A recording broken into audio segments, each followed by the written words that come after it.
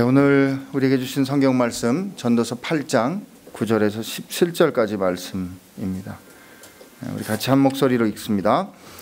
내가 이 모든 것을 보고 해 아래서 행하는 모든 일을 마음에 두고 살핀즉 사람이 사람을 주장하여 해롭게 하는 때가 있도다. 그런 후에 내가 본즉 악인들은 장사 지낸 바 되어 거룩한 곳을 떠나 그들이 그렇게 행한 성읍 안에서 잊어버린 바 되었으니 이것도 헛되도다. 악한 일에 관한 징벌이 속히 실행되지 아니하므로 인생들이 악을 행하는데 마음이 담대하도다. 죄인은 100번이나 악을 행하고도 장수하거니와 또한 내가 아노니 하나님을 경외하여 그를 경외하는 자들은 잘 될 것이요 악인은 잘 되지 못하며 장수하지 못하고 그날이 그림자와 같으리니 이는 하나님을 경외하지 아니함이니라. 세상에서 행해지는 헛된 일이 있나니 곧 악인들의 행위에 따라 벌을 받는 의인들도 있고 의인들의 행위에 따라 상을 받는 악인들도 있다는 것이라. 내가 이르노니 이것도 헛되도다. 이에 내가 희락을 찬양하오니 이는 사람이 먹고 마시고 즐거워하는 것보다 더 나은 것이 해 아래에 없음이라. 하나님이 사람을 해 아래서 살게 하신 날 동안 수고하는 일 중에 그러한 일이 그와 함께 있을 것이라. 내가 마음을 다하여 지혜를 알고자 하며 세상에서 행해지는 일을 보았는데 밤낮으로 자지 못하는 자도 있도다. 또 내가 하나님의 모든 행사를 살펴보니 해 아래서 행해지는 일을 사람이 능히 알아낼 수 없도다. 사람이 아무리 애써 알아보려고 할지라도 능히 알지 못하나니 비록 지혜자가 아노라 할지라도 능히 알아내지 못하리로다. 아멘. 오늘 말씀 나누기 전에 찬양했지요.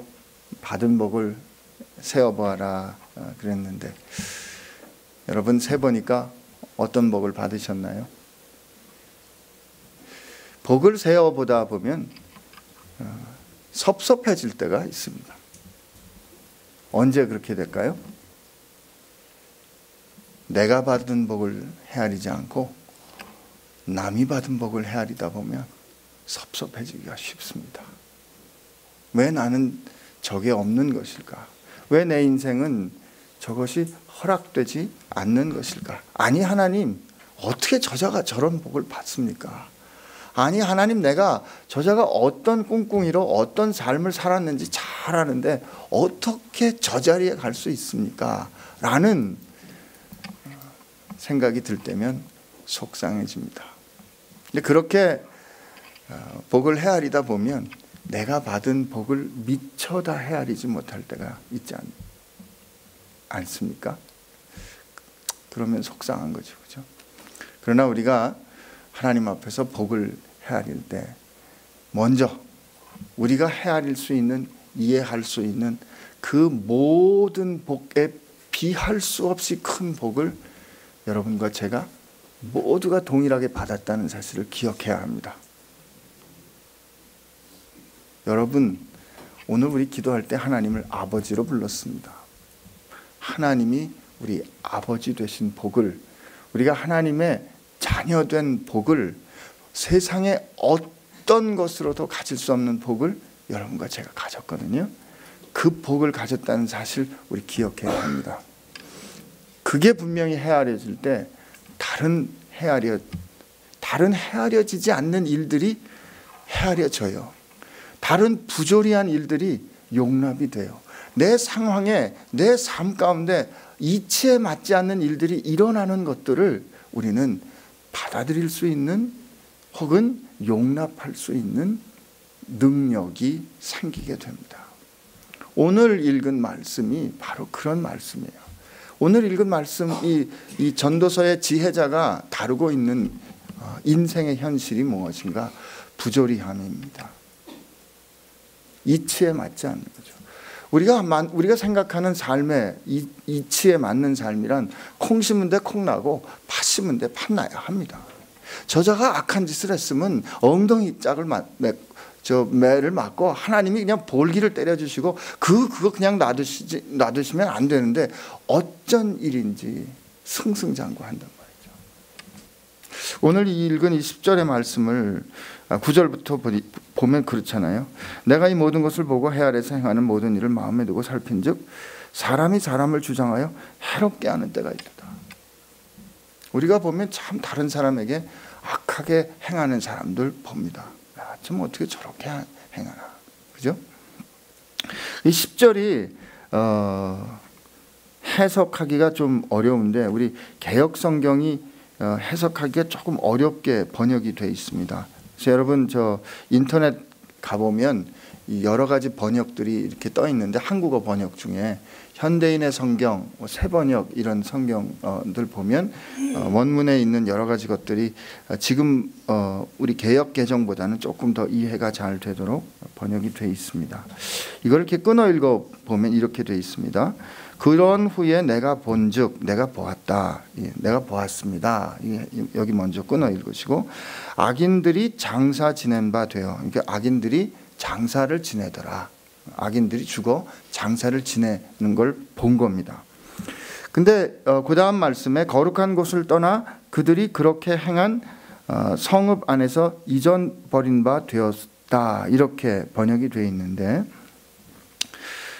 이 말씀은 이렇게 해석이 되기도 합니다. 그 거룩한 곳을 떠나 할 때 그 거룩한 곳이라는 것이 아주 영광스럽게 장사된 그 아주 참 사람들이 참 이 장례식 대단하다라고 명예롭게 장례식을 지냈던 그곳을 떠나서 그들이 그 악한 사람들이 악행을 행했던 성읍에 와서 하는 말이 야, 그 사람 참 대단하다라고 칭찬하는 걸 내가 봤다는 겁니다. 여기서 잊어버린 바 되었다는 히브리 말이 칭찬하다 혹은 칭찬을 받다라는 말로 읽힐 수도 있습니다. 그래서 성경 번역이 보면 두 가지로 읽힙니다. 아니 목사님 어떻게 그런 말씀을 하십니까? 왜냐하면 이 구약 성경 히브리 말은 자음만으로 기록이 돼 있었어요.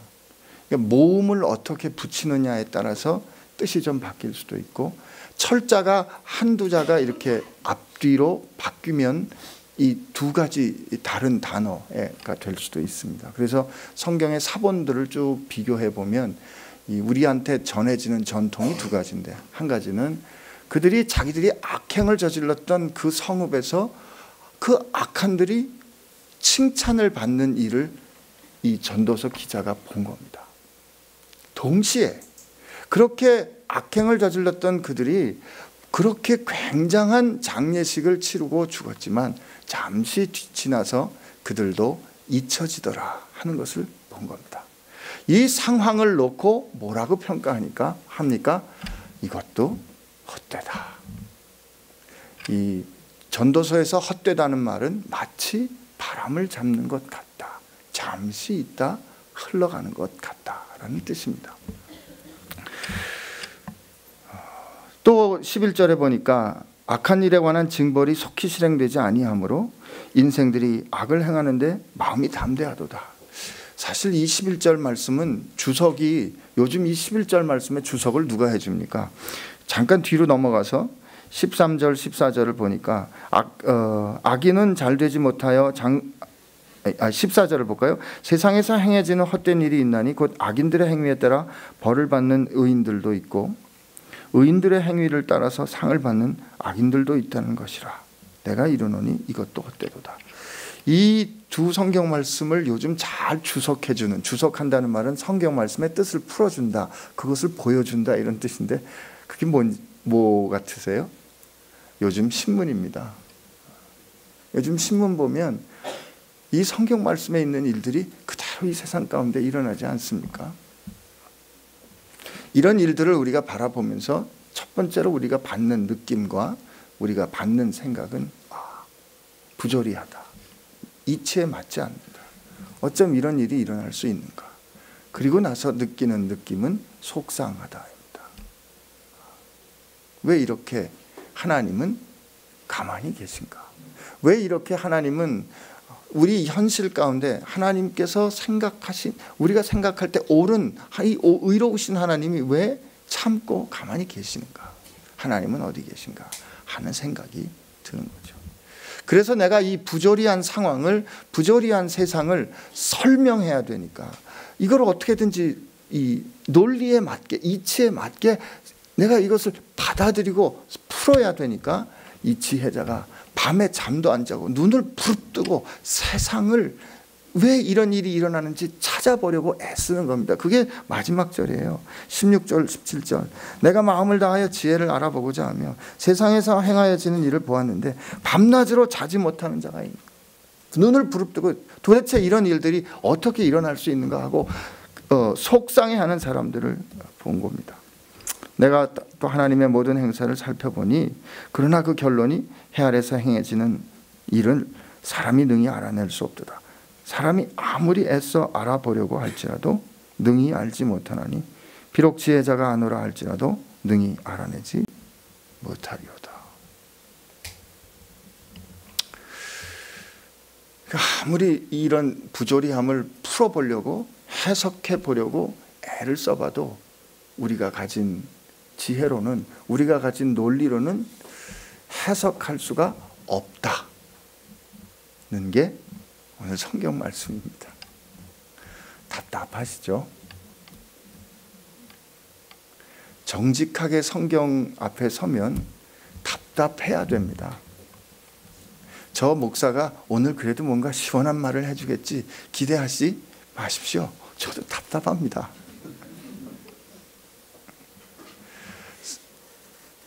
우리 인생을 살아가는 동안에 이 답답한 현실, 내 생각과 내 지혜로, 아니 내가 아는 하나님으로 설명이 안 되는 현실 때문에 우리가 자꾸 이런저런 수를 찾습니다. 예를 들면 용하다는 기도하는 기도처를 찾아가는 것도 그렇습니다. 어떻게 하면 직통 계시를 받아볼까 하고 찾아가는 거죠. 여러분 속지 마십시오. 하나님께서 그렇게 풀어주실 거라면 그렇게 직통 계시 하지 않아도 풀어주십니다. 그렇게 우리가 이 급한 성정 때문에 참지 못하고 여기저기 이렇게 저렇게 우우하고 왔다 갔다 하는데 성경은 우리에게 끝까지 요구합니다. 인생에는 네가 다 풀지 못하는, 이해하지 못하는 일들이 일어난다. 그것을 그대로 받아들이라는 것입니다. 하나님 억울한데요. 여기 보니까 이 전도서의 기자가 이 와중에 그런 현실을 드러내는 와중에도 그가 이런 인생을 어떻게 견뎠는지를 보여주는 말들이 있습니다. 그것이 12절 13절의 말씀입니다. 죄인은 100번이나 악을 행하고도 장수하거니와 또 내가 아노니, 여기부터 한번 같이 읽어보겠습니다. 하나님을 경외하여 그를 경외하는 자들은 잘될 것이요 악인은 잘되지 못하며 장수하지 못하고 그날이 그림자와 같으리니 이는 하나님을 경외하지 아니함이라. 이는 이 전도자는 이 세상의 이런 부조리함을 우리 앞에 그대로 가져오고 이 부조리한 현실을 그대로 인정하며 가져오는데 그 가져오는 현실의 끝에 항상 뭐라고 평가합니까? 이 또한 헛되도다 이야기합니다.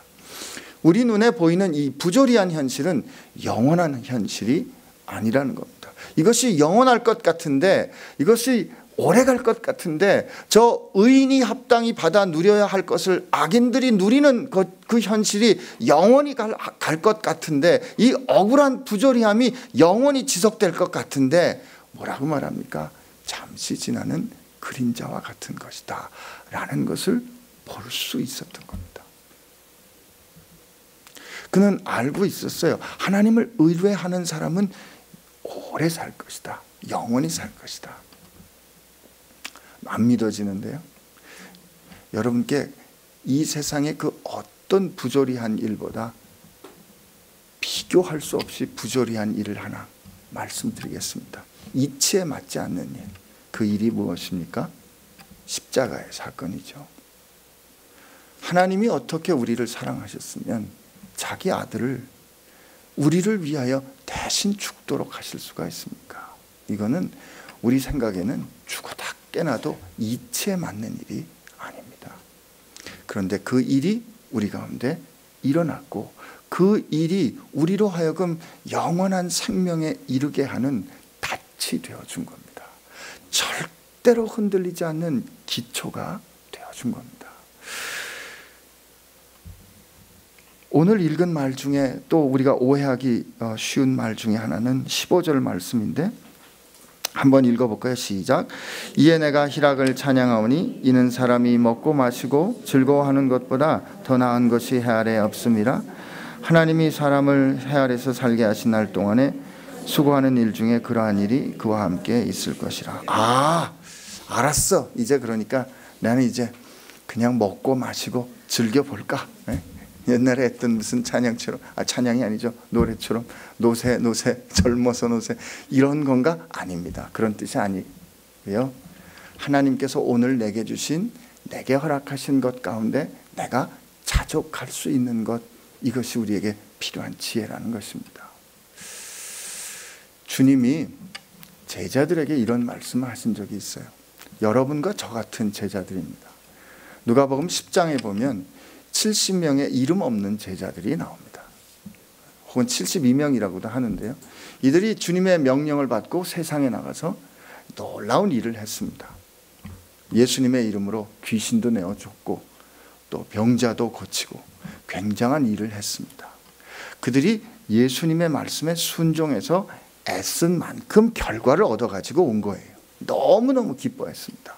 뭐라고 말했냐면, 이 어린아이 같은 이들이 주님, 우리가 주님의 말씀대로 명했더니 귀신들도 순종하더이다. 주님도 기뻐하셨습니다. 성령으로 뛸 듯이 기뻐하십니다. 그래, 이렇게 너희들이, 어린아이와 같은 너희들이 하나님의 큰 일을 할 수 있는 게 바로 하나님께서 기뻐하시는 뜻이다. 주님이 말씀해 주십니다. 들려주십니다. 그리고 주님이 제자들에게 말씀하시기를, 그래, 사단이 하늘로부터 번개와 같이 떨어지는 걸 내가 보았다. 뭐예요? 잘했다, 이 뜻이죠.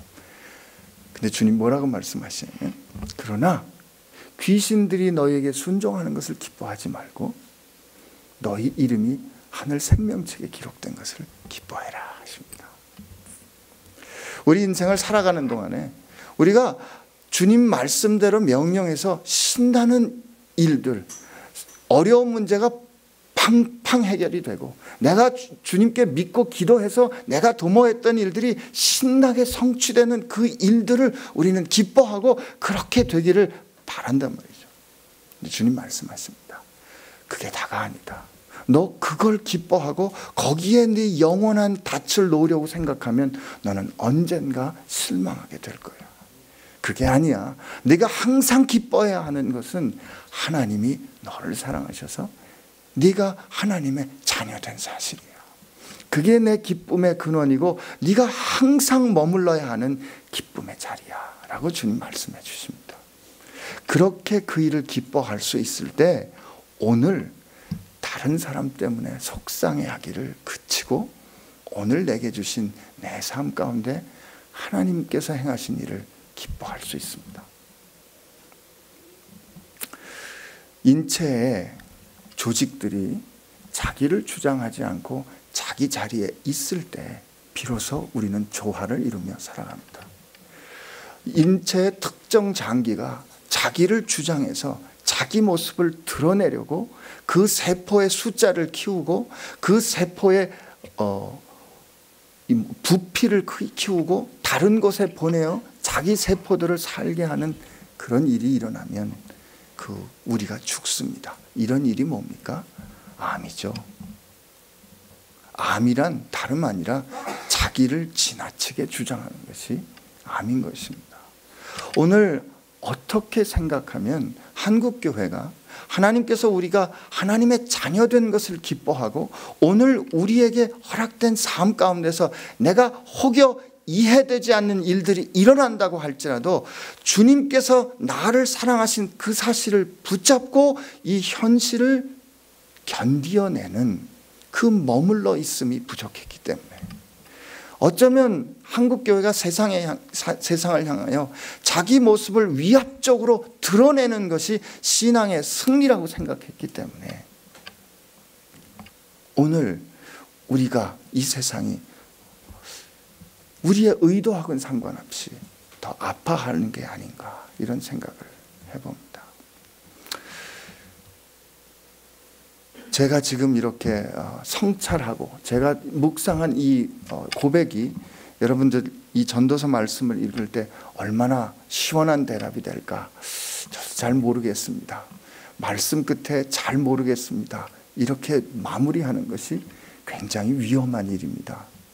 그러나 제가 여러분들 인생의 모든 각각 다른 상황에 대한 대답을 제가 어떻게 드릴 수 있겠습니까? 그러나 그 모든 잘 모르는 불확실함, 그 모든 이치에 맞지 않는 부조리함이 있을지라도 우리 가운데 분명한 것은 하나님이 우리를 자녀 삼으셨다는 그 사실입니다. 그리고 그 하나님이 우리 모두에게 이 모든 부조리함 가운데서도 내가 오늘 하루를 누릴 수 있는 삶을 허락해 주셨다는 사실입니다. 그 사실을 우리가 기뻐할 수 있다면, 그 사실을 우리가 누릴 수 있다면 오늘 이 세상의 헛된 영광에 우리가 흔들리지 않고, 이 세상의 헛된 영광에 내가 속상해하지 않으면서 오늘 하루의 삶을 살아갈 수 있을 것입니다. 그리고 여러분 기억하십시오. 인생을 심판하시는 분은 하나님이십니다. 여러분 생각에 하나님 어떻게 이런 일이 일어날 수 있습니까? 그럴 때 전도자처럼 정직하게 그 현실을 하나님 앞에 가지고 오십시오. 그러나 그 현실을 마침내 심판하실 분은 하나님이십니다. 오늘 하나님 앞에 우리 하박국 선지자처럼 기도하기를 바랍니다. 우리 같이 기도하겠습니다.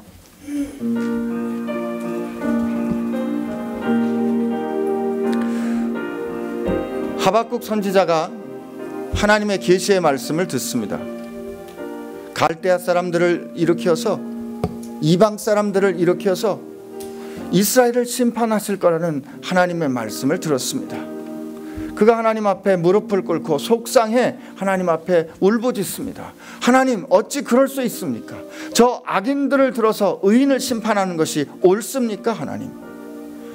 그러나 그가 그렇게 물었을 때 하나님께서 통치하시고 역사하시는 하나님의 말씀을 그는 듣습니다. 그가 그 말씀을 들었을 때 하나님 앞에 이렇게 찬양합니다. 하나님, 소출이 그치고 외양간에 소가 없고 논밭에는 곡식이 없고 내 삶의 형편이 부조리함 가운데 있을지라도 나는 하나님을 인하여 기뻐하겠습니다. 이것이 하박국의 기도였고 이것이 하나님을 믿는 믿음을 가진 자들의 기도였습니다. 그렇다면 오늘 우리가 우리 인생을 놓고 하나님 앞에 기도할 때, 세상을 놓고 하나님 앞에 기도할 때, 하나님, 이 세상의 부조리함으로 인하여 내가 절망하지 않도록 하여 주옵시고, 오늘 내게 허락해 주신 그 하나님의 복을 붙잡고 하나님 앞에 오늘 하루를 기쁨으로 사는 능력이 있게 하여 주옵소서. 이렇게 하나님 앞에 기도하시기를 바랍니다. 같이 기도하겠습니다. 하나님 아버지, 감사합니다. 이 복잡한, 다 설명할 수 없는, 헤아리올 수 없는 그 일들을 우리가 경험하며 삽니다. 그런데 하나님, 그 헤아릴 수 없는 일 가운데도 여전히 흐르고 계신 하나님의 뜻, 하나님의 계획, 하나님의 섭리, 하나님의 통치를 우리가 다시 한번 발견합니다. 이 그림자와 같이 쓰러질 인생에 연연해하면서 분노하지 않도록 하여 주옵시고, 그들로 인하여 미워하며 인생을 허비하지 않도록 하여 주옵시고, 그리고 나 또한 그렇게 수쓰며 인생을 사는 것이 아니라 오늘 하나님 앞에 신실하신 하나님 앞에 내게 허락하여 주신 것에 내가 자족하며 감사하며 사는 그런 하나님의 자녀다운 능력이 있게 하여 주옵소서.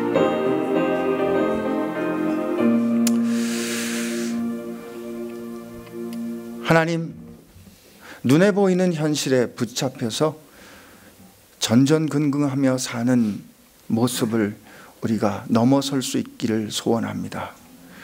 눈에 보이는 일들 때문에, 우리를 비난하는 사람들 때문에, 내가 생각하기에 말이 안 되는 일 때문에 하나님, 우리 마음이 많이 괴롭습니다.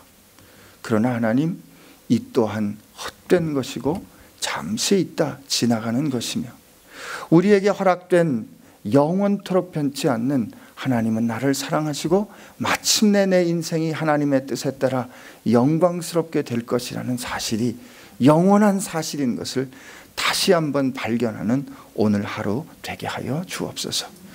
하나님, 우리에게 능력을 허락하여 주시어서 다른 사람처럼 그렇게 똑같이 경쟁하고 똑같이 아둥바둥하는 삶이 아니라 하늘의 풍성한 복을 다 내 것으로 받은 하나님의 자녀다운 넉넉함과 풍성함, 그것이 오늘 하루를 사는 우리의 현실 되게 하여 주옵소서.